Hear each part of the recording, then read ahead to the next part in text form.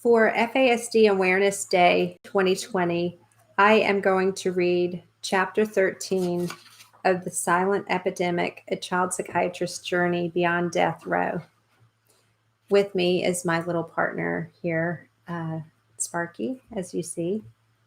Chapter 13 is Societal Solutions to the Silent Epidemic. Ironically, we humans enjoy combining alcohol and sex, which can lead to unintended pregnancy and inadvertent prenatal alcohol exposure.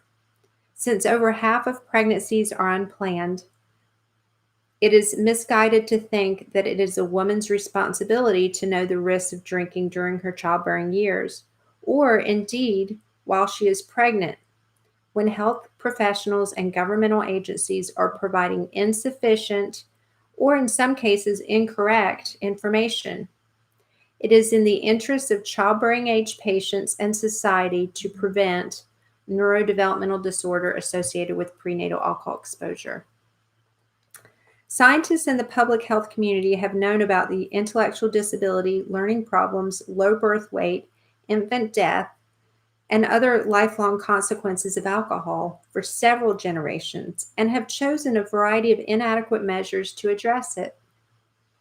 Prohibition did not work, although largely influenced by the effect of maternal alcohol use on infant death and child mortality. Not even advisories issued by the U.S. Surgeon General have shifted the way we think about alcohol from a reproductive health context in the last 31 years. The focus has remained on women who are pregnant or planning a pregnancy. It is not enough to warn pregnant women about the use of alcohol, since the point of pregnancy recognition is already too late to prevent much damage to the wiring of the brain. To ensure the duty to warn society adequately about the harmful effects of alcohol prior to pregnancy recognition, consideration should be given to reintroducing a derivative of S-2047, the 100th, Alcoholic Beverage Labeling Act of 1988. Since alcohol as a beverage is both a food and a drug, it should be regulated by the Food and Drug Administration, not one of the poorest funded, smallest government agencies, that is, alcohol, tobacco, and firearms.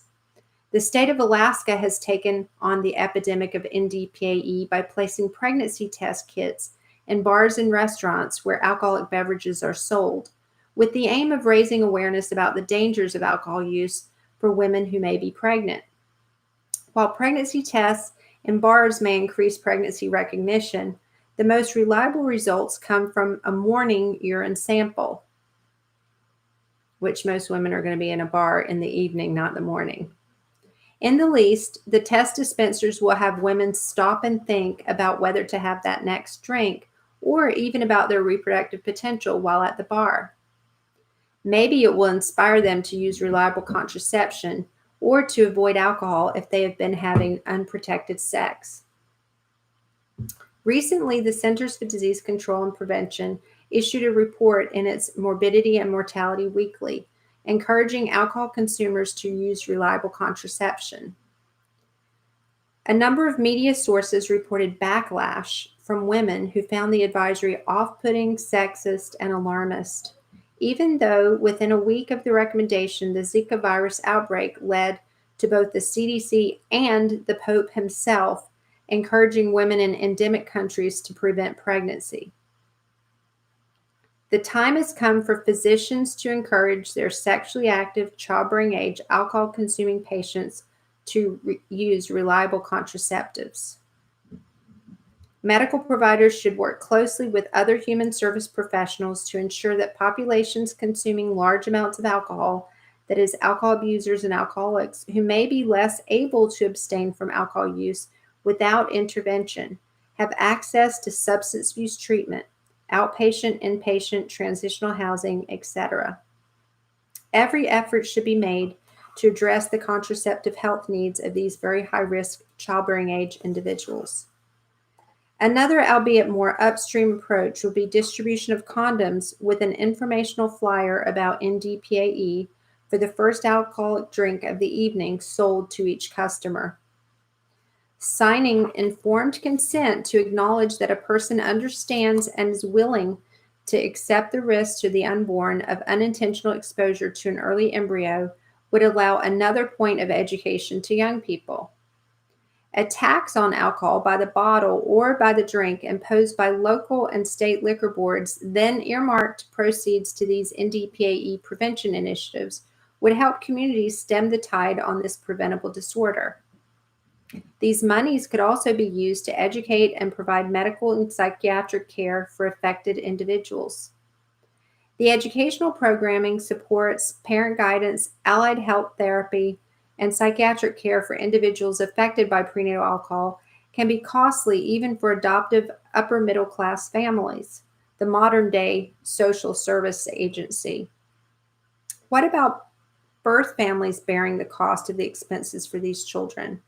Many are in the working class and working poor with little means to support their families' basic needs, let alone expensive health care and educational costs. By the time the child reaches school age, the parent is often so frustrated by the child that they have been abused, neglected, and feel disenfranchised from the family. More about parenting strategies can be found in Part 3, Appendix C, Parenting a Child with NDPAE. To that end, the following points support stronger legislation and action. Alcohol use, even before a woman may know she is pregnant, can cause physical, cognitive, emotional, and psychiatric and behavioral problems for her child. While NDPAE may occur with more than minimal prenatal alcohol exposure, the full-blown fetal alcohol syndrome, FAS, occurs as early as the late 3rd to early 4th week of pregnancy with as little as 4 to 5 servings over the course of an evening. At least half of all U.S. pregnancies are mistimed or unplanned. That is, the couple is not planning to become pregnant. This statistic has remained relatively consistent over the past 3 decades despite advances in family planning. Therefore, preconception initiatives are critical to reducing inadvertent exposure to alcohol early in pregnancy. Approximately 14 million women in the U.S. binge drink up to 3 times a month, with about 6 drinks per episode. If only 10% of these women became pregnant, then the outcomes would be catastrophic. The number of women who drink alcohol while pregnant consistently remained about 1 in 8, according to a 15-year study by the Centers for Disease Control and Prevention, and approximately 2% engaged in binge drinking or frequent use of alcohol. The results of the CDC study further indicated that more than half of women who did not use birth control and therefore might become pregnant reported alcohol use, and 12.4% reported binge drinking. Rates of NDPAE exceeds or rivals that of a number of other non-preventable concerning neurodevelopmental disabilities: autism, cerebral palsy, Down syndrome, and spina bifida. Since it is estimated that 1 in 20 American children have NDPAE, even if we were able to identify all of them, communities lack adequate neurodevelopmental services needed to address all of their complex needs. Much of the time, school systems are reluctant to continue individualized education plans for children transitioning from early childhood intervention programs into kindergarten. One child in my practice who had been kicked out of preschool for disruptive behavior was unable to get an IEP for kindergarten despite my urging the school administration that it could help prevent fight or flight reactions. Within a few weeks of school starting, the school staff called the police on the 5-year-old who had cocooned himself under the teacher's desk and became agitated when the teacher tried to coax him out to complete his schoolwork. In a SWAT team-style drill, the teacher cleared the room of students, called in the janitor and PE teacher, who pulled the boy out from underneath the desk and held him down until the police arrived.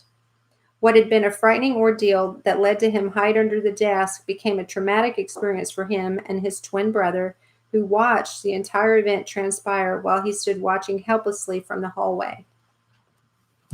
Truly, it takes a village, every village, to plan for, birth, and nurture children in a supportive, safe, and humane environment. This will mean rethinking the idea for safe harbors and sanctuaries in pastoral settings, the initial concept of asylums for those socially and emotionally fragile human beings.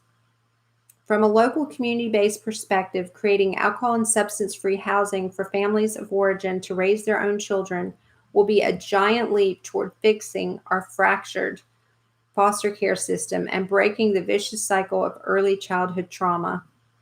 As opposed to fostering children to be raised by strangers, we need to rethink policies that foster parents by offering safe and drug-free residential communities and minimizing marketing of alcohol to low-income, minority, and socially disenfranchised populations. Children, adolescents, and families with NDPAE need greater access to mental health care, targeted approaches to treatment, and improved community-based resources, including educational and vocational programs, healthy social outlets, and recreational activities. Such programs are much less costly than lives lost due to unrecognized and untreated neuropsychiatric issues. Societal priorities must shift toward the mental well-being of our children and future generations to come. We are all blessed with talents, aspirations, gifts, and dreams.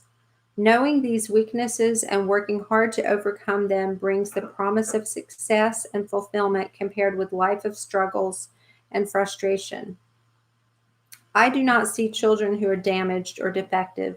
I see the promise of a future that is clear due to the insight a diagnosis gives them.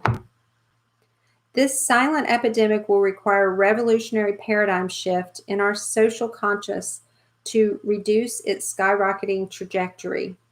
Such a paradigm shift is necessary to break the bonds of social enmeshment with alcohol, a drug with limited benefit to society outside of its properties as an antiseptic, chemical, and alternative to fossil fuel. It is now time for society to face the reality that its social drug of choice is aborting human potential silently within the womb. The paradigm must shift toward upstream primary preventive measures which create healthier reproductive health attitudes and lifestyle behaviors. It is my hope to fuel this new era in women's reproductive health led by the Centers for Disease Control and Prevention, including preconceptional health planning and contraception for alcohol users. However, in rural and socially disenfranchised communities, it will take more than government ads to turn the tide on this tsunami of lost potential. It is in the spirit of healthier futures that I write, with hope for alcohol-free pregnancies from the preconceptional period through the end of lactation. Breastfeeding.